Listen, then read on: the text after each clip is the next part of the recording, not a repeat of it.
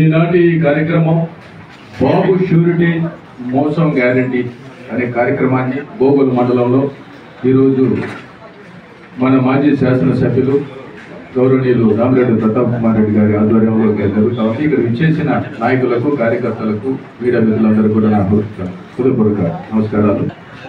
ముఖ్యంగా బాబు షూరిటీ మోసం రాష్ట్రంలోకి రాకముందు, అధికారంలో రాకముందు ఈ పేదవాళ్ళ పక్షాన నేనున్నాను, నేను వచ్చిన వెంటనే ఈ సూపర్ 6 హామీలు అమలు చేస్తానని చెప్పి అధికారంలోకి వచ్చిన తర్వాత ఈ అప్పులు చూస్తే భయం వేస్తా ఉంది, ఇది భూతంలాగా ఉందని అసెంబ్లీ సాక్షిగా చెప్పారంటే నిజంగా ఈ రాష్ట్ర ప్రజలని ఆయన మరోసారి మోసం చేశారు. ఈ మోసంలో నిజంగా చూస్తా ఉన్నాం.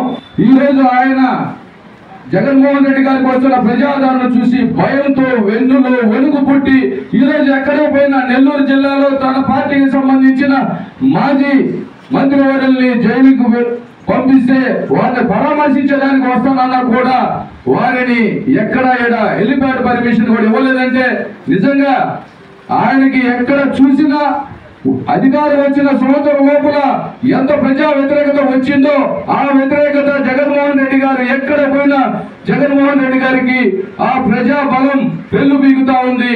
ప్రజలే రోడ్డు మీదకి వస్తున్నారు. వారికి ముందుగా నాయకత్వం వచ్చేదానికి మన నాయకుడు జగన్మోహన్ రెడ్డి గారు వారి ముందున్నారు. నిజంగా ఇవన్నీ చూసామంటే ఒక్కటంటే ఒక్క హామీ అమలు చేయాల. ఏ ముఖం పెట్టుకొని సిగ్గు లేకుండా ఈ రోజు రాష్ట్రంలో తెలుగుదేశం పార్టీ వారు ఈ కూటమి ప్రభుత్వం వారి ఇంటింటికి తిరుగుతూ ఉన్నారు. వాళ్ళ మంచి పరిపాలనని ప్రజల నుంచి తెలుసుకోవాలని చెప్పి ఒకటి అడుగుతున్నాం. ఈ సూపర్ 6 హామీలలో ఒక్కటైనా మీరు నెరవేర్చారా?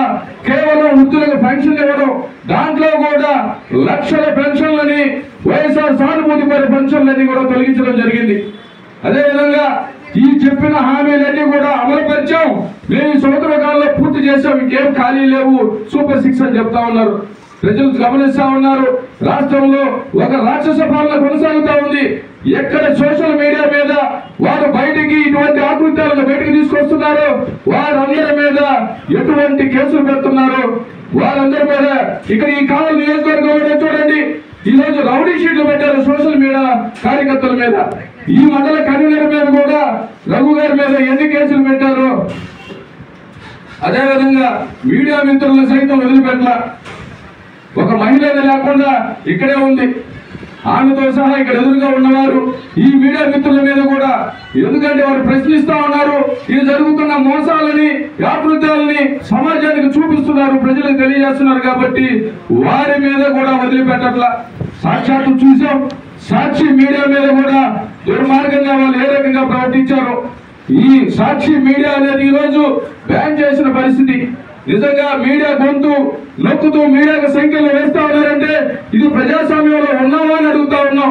ప్రజలకి వాళ్ళు పడుతున్న కష్టాలకి చెప్పుకున్న ఏకైక మార్గం దాన్ని కూడా వారు నొక్కే ప్రయత్నం చేస్తా ఉన్నారు. ఇటువంటి ఒక రాక్షస పాలన పోవాలంటే రానున్న కాలంలో వైఎస్ఆర్ కాంగ్రెస్ పార్టీ జగన్మోహన్ రెడ్డి గారి నాయకత్వంలో ఈ